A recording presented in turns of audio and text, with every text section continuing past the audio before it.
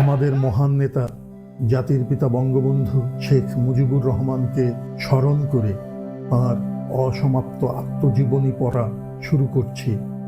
যারা তাকে ভালোবাসেন, যারা তার সমালোচনা করেন, অপছন্দ করেন, সকলেরই উচিত এই বইটি পড়া, তাকে জানার জন্য ও বোঝার জন্য। তার সমাজ ভাবনা, রাজনীতি ভাবনা ও বিশ্ব ভাবনার যৎসামান্য পরিচয় পাব এই বইয়ে। আশা করি সবাই সঙ্গে থাকবেন।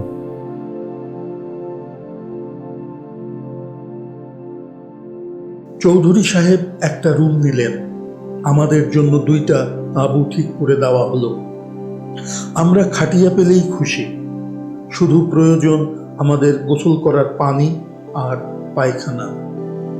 হোটেলের মালিক বাঙালি, খুব ভদ্রলোক। আমাদের অভ্যর্থনা করলেন। আমাদের যাবতীয় বন্দোবস্ত করতে ম্যানেজারকে হুকুম দিলেন। কত টাকা দিতে হবে চৌধুরী সাহেবই ঠিক করলেন। তিনি দিয়েছিলেন, আমাদের কিছুই দিতে হয় নাই।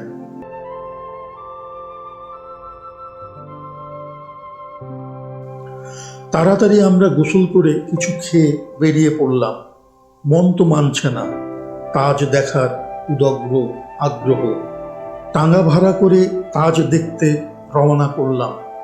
প্রখর রৌদ্র, কি দেখলাম ভাষায় প্রকাশ আমি করতে পারবো না। ভাষার উপর আমার সে দখলও নাই। শুধু মনে হলো, এও কি সত্য? কল্পনা যা করেছিলাম তার চেয়ে যে এ অনেক সুন্দর ও গাম্ভীর্যপূর্ণ।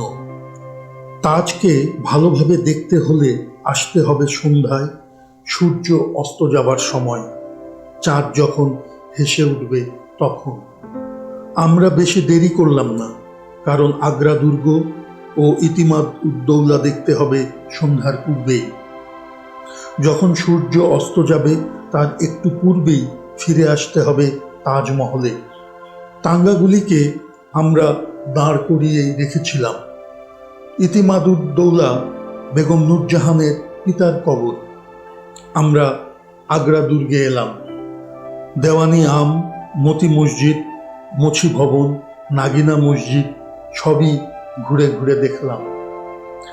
দেওয়ানি খাস ও জেসমিন টাওয়ার দেখতেও ভুল করলাম না।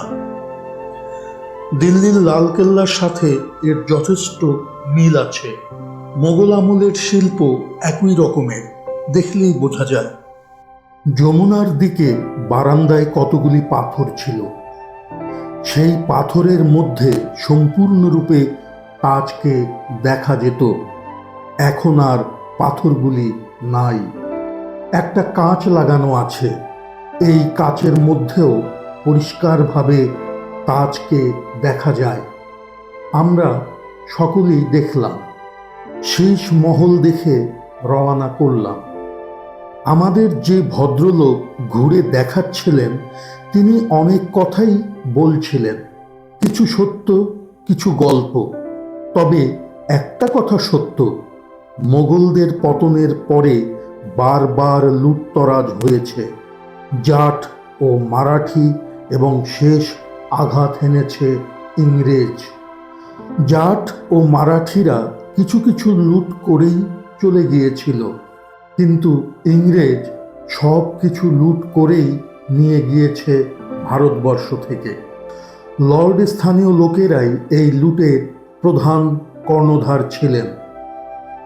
ভারতবর্ষ ও পাকিস্তানের অনেক জায়গায় মোগল শিল্পের অনেক নিদর্শন আছে। আমরা ইতিমাদ উদ্দৌলা দেখে ফিরে চললাম তাজমহল দেখতে। সন্ধ্যা ঘনিয়ে আসছে। দিল্লির লালকেল্লা পূর্বেই দেখেছি, তাই আগ্রা দুর্গ দেখতে আমাদের সময় লাগার কথা না। সূর্য অস্তাচলগামী। আমরাও তাজমহলের দরজায় হাজির। অনেকক্ষণ থাকব। রাত 10টা পর্যন্ত দরজা খোলা থাকে। তারপর দারোয়ান সাহেবরা এসে ঘণ্টা দিয়ে জানিয়ে দিবে সময় হয়ে গেছে। তাজকে ত্যাগ করতে হবে রাতের জন্য। আমরা বসে পড়লাম। একটা জায়গা বেছে নিয়ে কয়েকজন নামাজ পড়তে গেলেন। আজানের ধ্বনি কানে এসেছে। পাকিস্তান হওয়ার পরও আজান হয় কি না জানি না। এই দিনে অনেক লোক দেশ বিদেশ থেকে এসেছে, বাঙালি, মারাঠি, পাঞ্জাবি। মনে হলো ভারতবর্ষের সকল জায়গার লোকই এসেছে। আমাদের পথ প্রদর্শককে জিজ্ঞাসা করলাম, এত ভিড় কি সকল সময় থাকে?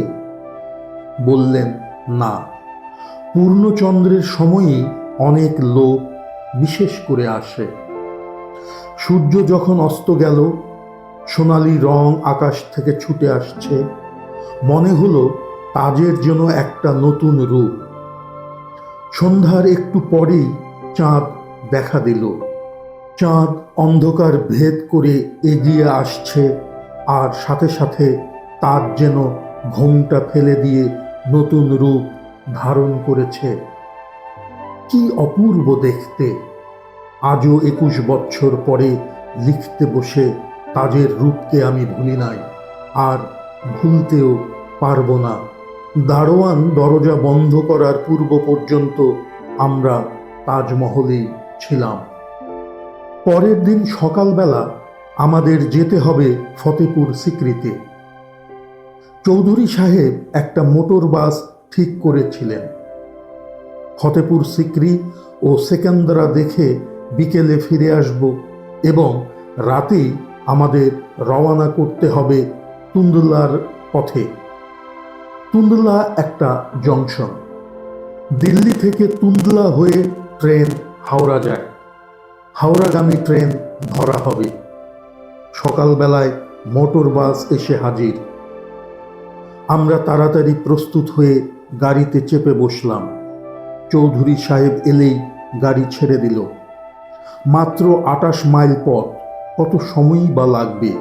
মোগলদের স্থাপত্য শিল্পের গল্প করতে করতেই আমরা এসে পড়লাম ফতেপুর সিক্রিতে। আজ এ পর্যন্ত।